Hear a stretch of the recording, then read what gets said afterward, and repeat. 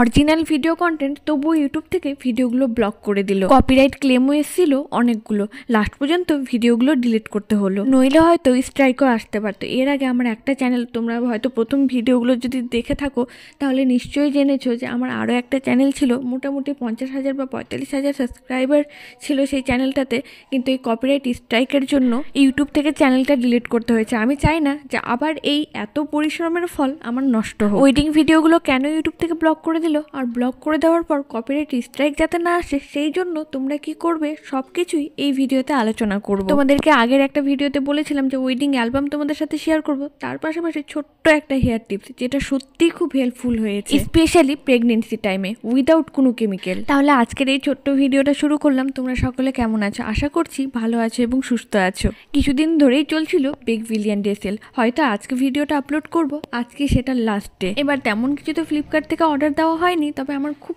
পছন্দের একটা ছোট্ট জিনিস অর্ডার দিয়েছিলাম। অনেকদিন ধরে ভাবছিলাম যে এই জিনিসটা নিব, কিন্তু সত্যি নেওয়া হচ্ছিল না। প্রয়োজন ছাড়া জিনিসপত্র নেওয়া থেকে প্রয়োজনীয় এক দুটো জিনিস নেওয়াই শ্রেয়। অনেকদিন ধরে ভাবছিলাম যে একটা ফোন কভার নিব, ফোনের সেটে যে কভারটা থাকে সেটাই এতদিন ব্যবহার করে আসলাম। এর আগেও অনেকদিন দেখেছি নেওয়ার জন্য, কিন্তু খুব একটা পছন্দ হচ্ছিল না।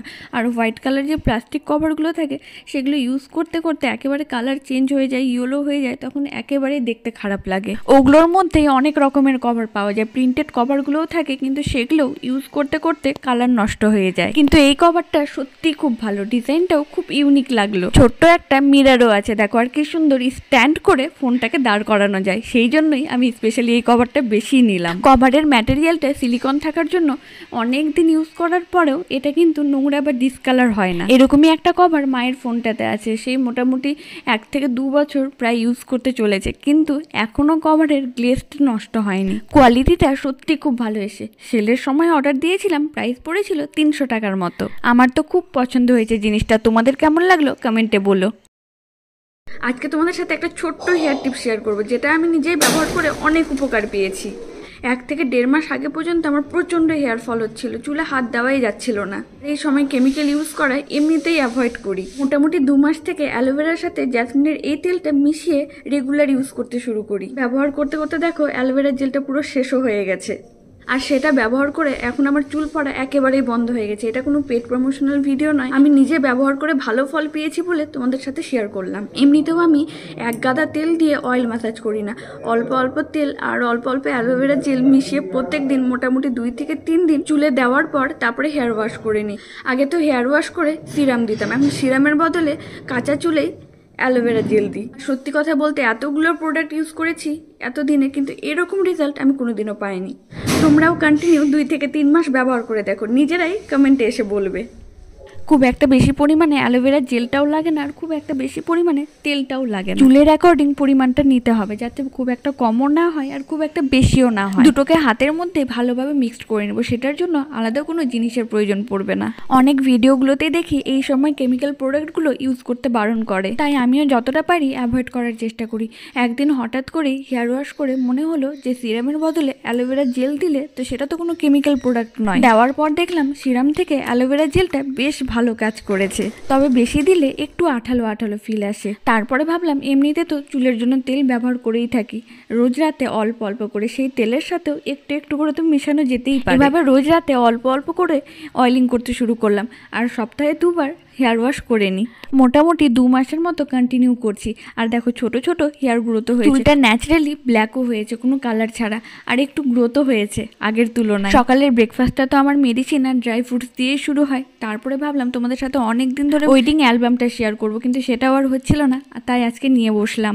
বিয়ের সময় যেইটুকু ভিডিও শ্যুট করতে পেরেছি, মানে আমার ভাইরা করে দিয়েছে, সেগুলো ভিডিও তোমাদের সাথে শেয়ার করেছি। ভেবেছিলাম যে প্যান ড্রাইভটা আসলে সেই ভিডিওগুলো তোমাদেরকে দিতে পারবো, আপলোডও করেছিলাম ফার্স্ট পার্ট এবং সেকেন্ড পার্ট, কিন্তু ফার্স্ট পার্টটা আপলোড করতে না করতেই সমস্ত অডিওগুলোতে 8 থেকে 10টার মতো কপিরাইট ক্লেম আসে।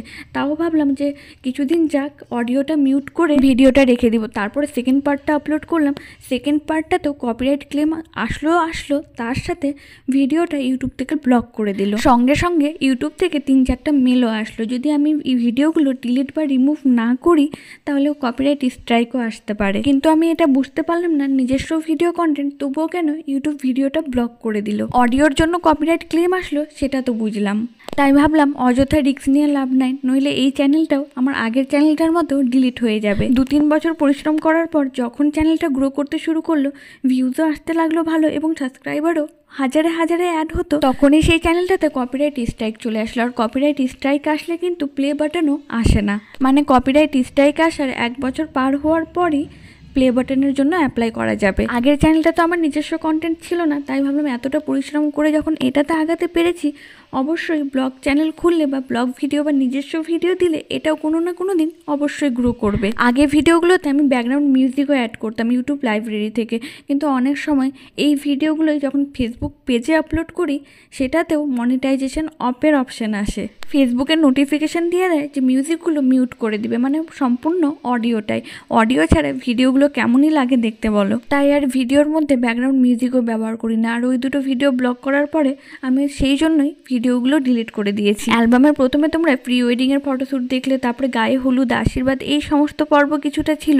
বিয়ের পিড়িতে বসার আগে এগুলো কিছু কিছু ফটোশ্যুট আত্মীয় স্বজন, ভাই বোন এবং ফ্যামিলিদের সাথে। অ্যালবাম ভিডিওটা তো আর তোমাদের সাথে শেয়ার করতে পারলাম না, কিন্তু বিয়ের অ্যালবামটা তোমাদের কেমন লেগেছে সেটা অবশ্যই কমেন্টে বলো। এটা তো গেল আমাদের বাড়ির ওয়েডিং অ্যালবাম, আরও একটা অ্যালবাম এখনও আসেনি, সেটাও দেখি সময় হলে তোমাদের সাথে শেয়ার করব। সেখানে তোমরা রিসেপশনের পার্টটাও দেখতে পাবে। তবে বিয়ের সেই মুহূর্তটা তো অনেক দিন আগেই চলে গেছে, কিন্তু এই ছবিগুলোর মাধ্যমে যখনই দেখতে বসলাম এক একটা মুহূর্ত যেন চোখের সামনে জল জ্যান্ত হয়ে ভাসছে। এবার তোমরা দেখতে পাবে বরমশাইয়ের আগমন আর সেই সাথে জামাই বরণ। বিয়ের অ্যালবাম ভিডিওটা তো তোমাদের সাথে শেয়ার করতে পারলাম না, তবে ওই ভিডিওগুলো যখন প্লে করা হয়েছিল শ্যুট করেছিলাম ফোনে, সেটাকে এডিট করে কমপ্লিটও করে নিয়েছিলাম। মোটামুটি 2টো ভিডিও 2 ঘন্টার রয়েছে, সেটাকে এডিট করে ভয়েস চেঞ্জ করে আধ ঘন্টার কাছাকাছি ভিডিওটা ক্রিয়েটও করেছিলাম। তারপরে কাইন মাস্টারের সবগুলো দিয়ে সেভ করার সময় দেখি ফোনের স্টোরেজ মানে স্পেসটা কম পড়ছে, তাই ফোনের গ্যালারি থেকে সেই ভিডিওটা ডিলিট করা মাত্রই দেখি কাইন মাস্টার থেকেও সেই ভিডিওগুলো রিমুভ হয়ে গেছে। তবে ভিডিও এডিটার সেই অ্যাপটাতে ভিডিওগুলো রেখে দিলে ডিলিট হয় না, কিন্তু এই ভিডিওটা যে কেন ডিলিট হয়ে গেল সেটাও বুঝতে পারলাম না, তাই সেই ভিডিওটাও আর আপলোড করা হলো না। আর সেটা করতে গিয়ে অনেকটা সময় লাগে, আর এখন আমার অতক্ষণ ভিডিও এডিট করতে অনেকটাই সমস্যা হয়। যাই হোক, তবু ওয়েডিং ভিডিওগুলো পার্ট পার্ট করে হলেও কিন্তু তোমাদের সাথে সব কটাই শেয়ার করেছি। আমি চাই না যে এই চ্যানেলটাও ডিলিট হয়ে যাক বা রিমুভ হয়ে যাক। একবার তো 45,000 সাবস্ক্রাইবার হারিয়েছি। মালা বদল, শুভ দৃষ্টি, বিয়ের মন্ত্রপাঠ, সিঁদুরদান সব কিছু, মানে বিয়ের পুরো রিচুয়ালটা কমপ্লিট হয়ে যাওয়ার পর আমরা চলে এসেছিলাম কিছুটা ফটোশ্যুট করতে। বিয়ের পর ফটোশ্যুট করতে করতে সেদিন অনেকটাই রাত হয়ে গেছিলো, মোটামুটি ভোর 3টে 3:30 বাজে। তার পরের দিন সকালে আবার তাড়াতাড়ি উঠতেও হয়েছিল, কারণ তার পরের দিনই ছিল বাসি বিয়ের অনুষ্ঠান। বলতে পারো বিয়ের সেই কয়েকটা দিন দুটো চোখের পাতায় এক করার সময়ই পাই। পরের দিন সকালবেলা আবার চলে আসলাম দুজনে নিয়ম পালন করতে। আমাদেরকে স্নান করানো হলো, আর সেই সময় কিছু কিছু নিয়ম কানুনও ছিল। সেই সমস্ত কিছু কমপ্লিট করে বসে পড়লাম আবার বিয়ের পিড়িতে। তবে দুইবার বিয়ের পিড়িতে বসার সুযোগ পেয়েছিলাম, কিন্তু মানে 7 14 জন্মের বন্ধন। তার আগে 7 বছর পার করেছি একসাথে। বহু বছরের অপেক্ষার পর আমাদের এই গোল্ডেন জার্নিটা পূর্ণ হয়েছিল সেদিন। একটা আলাদাই অনুভূতি, একটা আলাদাই এক্সাইটমেন্ট, সবগুলো স্বপ্ন যেন একসাথেই পূর্ণ হয়ে গেছিল। সম্পর্ক ভাঙা এবং সম্পর্ক গড়া দুটোই সহজ, কিন্তু সেই সম্পর্কটাকে পরিণতি পর্যন্ত নিয়ে আসা সত্যিই অনেক কঠিন। রাস্তা যত কঠিন বা জটিল হয়, সেটার কিন্তু সফলতার আনন্দ তার থেকে দ্বিগুণ হয়। তোমাদের সাথে গল্প করতে করতে বাসি বিয়েরও সমস্ত নিয়ম কানুন শেষ, আর এখানেই আমাদের ওয়েডিং অ্যালবাম শেষ। অ্যালবাম, প্যান ড্রাইভের পাশাপাশি এই ওয়েডিং ক্যালেন্ডারটাও দিয়েছে, মানে আমাদের বিয়ের ডেট থেকে শুরু করে নেক্সট ওই ডেট, মানে ওই বছরের ডেট পর্যন্ত। প্রত্যেকটার পেজ কিন্তু আলাদা আলাদা, সেই সাথে পিকচারগুলোও। তবে দেখতে দেখতে সময়গুলোও যেন কত তাড়াতাড়ি গড়িয়ে যাচ্ছে। আমার এই ছোট্ট পরিবারের সাথে, মানে তোমাদের সাথে দেখতে দেখতে 1 বছর পার করলাম। তোমাদের অনেকের ভালোবাসা, অনেকের সাপোর্ট পেয়েছি এইটুকু সময়। সেই প্রথম থেকে অনেকে পাশে রয়েছো, তোমাদের ওই ছোট্ট ছোট্ট কমেন্ট, ছোট্ট ছোট্ট সাপোর্ট নেক্সট ভিডিও করার উৎসাহটা দেয়। তবে একটা বড় অপেক্ষায় আছি বলতে পারো, তোমাদের এই পাশে দাঁড়ানোটা দেখি আমার সফলতার কারণ কবে হয়ে ওঠে। ওয়েডিং ক্যালেন্ডারটা তোমাদেরকে দেখানো হলো, আর এই পিকচার বসানো কফি মাগটা তোমাদের সাথে এর আগে একটা মিনি ব্লগে শেয়ার করেছিলাম। ওয়েডিং ক্যালেন্ডার এবং কফি মাগটা গিফট হিসাবে দিয়েছে। আরও একটা জিনিস আছে কিন্তু, দাঁড়াও দেখাচ্ছি। এই ফ্যামিলি পিকচারটাও এর আগে একটা মিনি ব্লগে তোমাদের সাথে দেখিয়েছিলাম। এটার সাথে কারেন্ট অ্যাপ্লাই করলে এলইডি লাইট জ্বলে হোয়াইট কালারের। সব কিছু গুছিয়ে রেখে এবং ভিডিও করতে করতে একটু টায়ার্ড হয়ে পড়েছিলাম। বাইরে এসে দেখি ভাই এদিকে পুজো করতে ব্যস্ত, আর সকাল থেকে দিনটা বেশ ভালোই ছিল। গুড়ি গুড়ি এখন আবার বৃষ্টি পড়তে শুরু হয়েছে। সামনেই আসছে পুজো, তাই বেশ কয়েকদিন ধরে ঘর পরিষ্কারের কাজও চলছিল।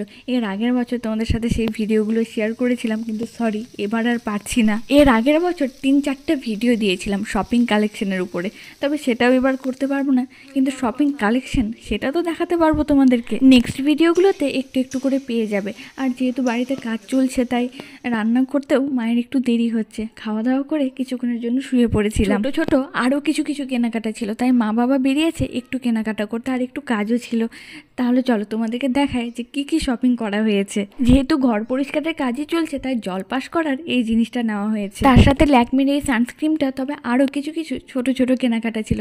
তবে একটা জিনিস দেখে আমি একেবারেই অবাক হয়ে গেছি, দেখাচ্ছি দাঁড়াও। তার আগে নেল পালিশের কালারটা কেমন লেগেছে সেটা অবশ্যই কমেন্টে বলো। জনসন্স বেবির এই অয়েলটা দেখে আমি একেবারেই অবাক হয়ে গেছি। মাকে জিজ্ঞাসা করলাম এত তাড়াতাড়ি কেন? মা বললো মাঝে মধ্যে অয়েল ম্যাসাজ করিস, তাহলে বাচ্চাও সুন্দর হবে, আর এখন কেমিক্যাল প্রোডাক্ট ইউজ না করাই ভালো। তাহলে আজকের মতো ভিডিওটা এখানে এন্ড করলাম। সকলে ভালো থেকো, সুস্থ থেকো। চ্যানেলে নতুন হলে চ্যানেলটাকে অবশ্যই সাবস্ক্রাইব করে যাও। ফেসবুক পেজ থেকে দেখে থাকলে পেজটাকে ফলো করে নিও। Thank you for watching.